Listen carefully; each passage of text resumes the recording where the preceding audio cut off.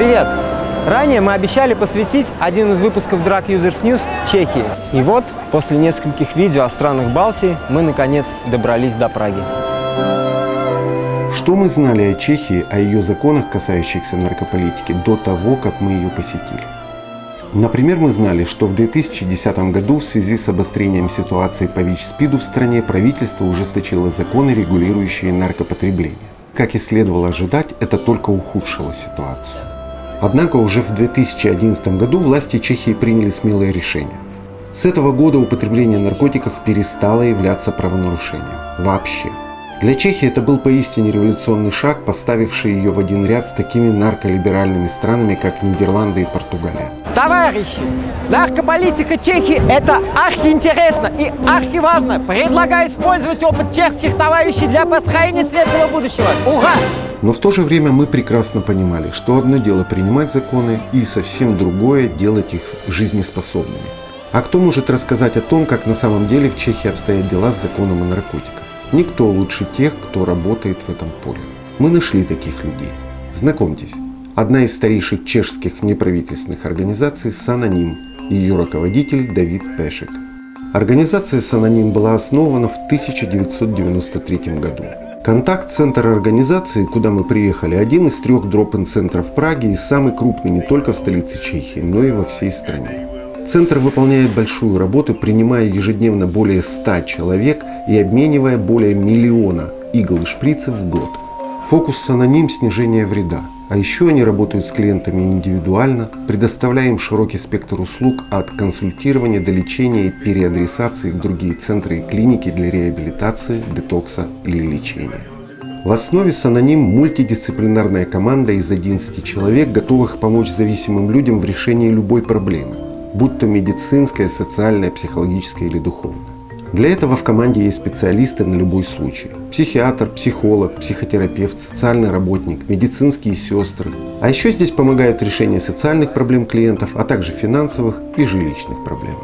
Мы попросили Давида рассказать нам о жизни людей, употребляющих наркотики в Чехии. Always one thing is the theory and other thing is how it works on the streets or on the reality. If you have drugs with yourself, the police will still take it from yourself. Like you will not be punished, you will not go to jail, but you will also not be like very free, or they can even take your syringes or harm reduction stuff and force you to throw it away. Also, it's important to realize that, for example, in Prague, we have an estimation of 10,000 of problematic drug users. And the capacity of substitution care in Prague is just a few hundreds places for the clients. And it's very difficult to open new substitution therapy centers because the municipality just will not give you space. The situation is somehow forcing the clients to make the black market, even with the substitution medicaments, because there is no sufficient places to go for substitution. If you want substitution, you have to wait a long time, or it's very difficult. And also the substitution is not paid by the insurance company. And Prague has no special low threshold sheltering facilities for drug users. Other facilities find out that you are a drug user, you are usually banned out and you cannot use that service anymore. I think that's why many people use drugs, because they don't feel good, they feel pain inside their body, in their soul. I think we need to hear from active users their opinions. I think we need more drug user's voice, and we are somehow still missing this voice. When I work with a client and I know him for a long time and then he suddenly dies, it's always difficult.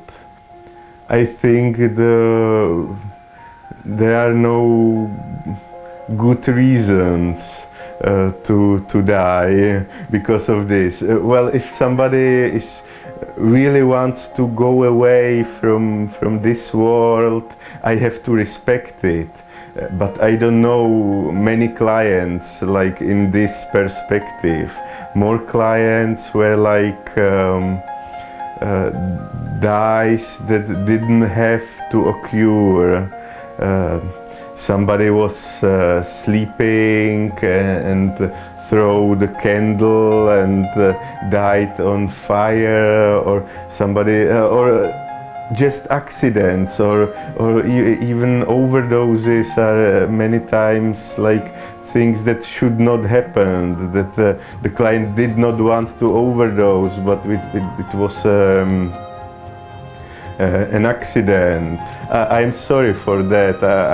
I always like remember those clients, and I say, wow, if he still would be alive, he could be such a great painter, or he was so nice person to talk.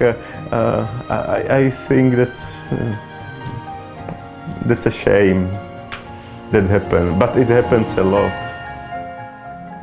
Как вы уже, наверное, заметили, мы всегда стараемся быть объективными и делаем все для того, чтобы вы, зрители, могли сами делать выводы об эффективности законов и качестве жизни тех, кому их применяют.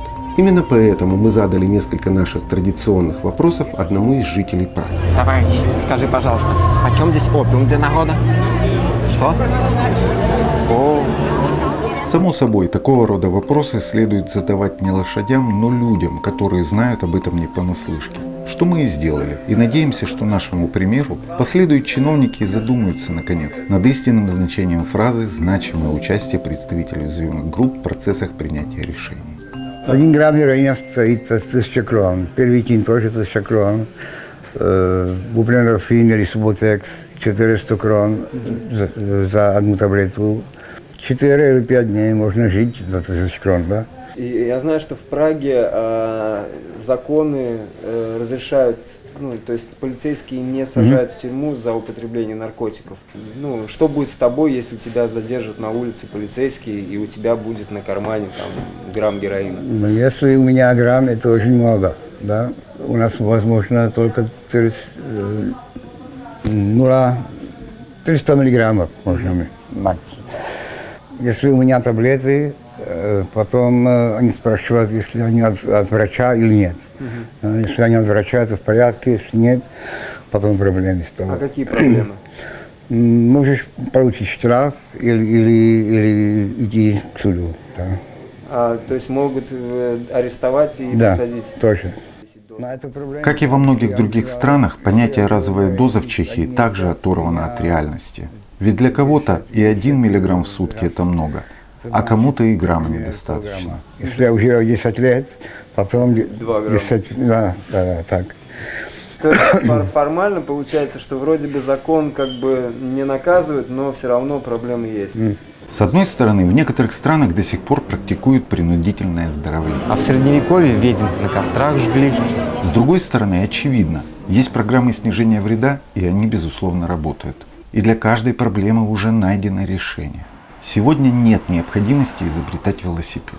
Так что же еще нужно для того, чтобы сохранить здоровье и жизни людей? And I think we need smarter politicians that make their decision based on the good evidence-based services, like that harm reduction works, that substitution works, etc. And it's not sometimes you have to fight again and again or explain it again, like when the political party changes at the government, you have to explain it again all over.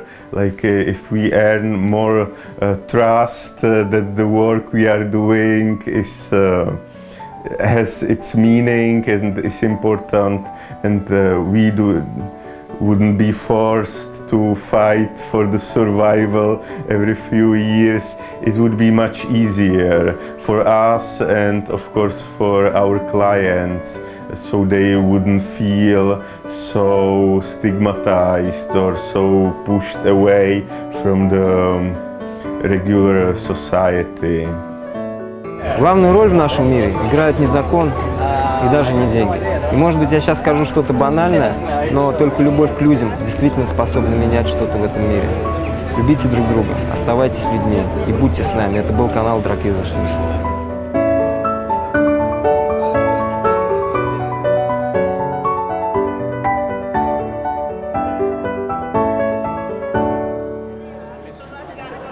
Кстати, если вы еще не видели наш цикл «Балтийское путешествие», обязательно сделайте это.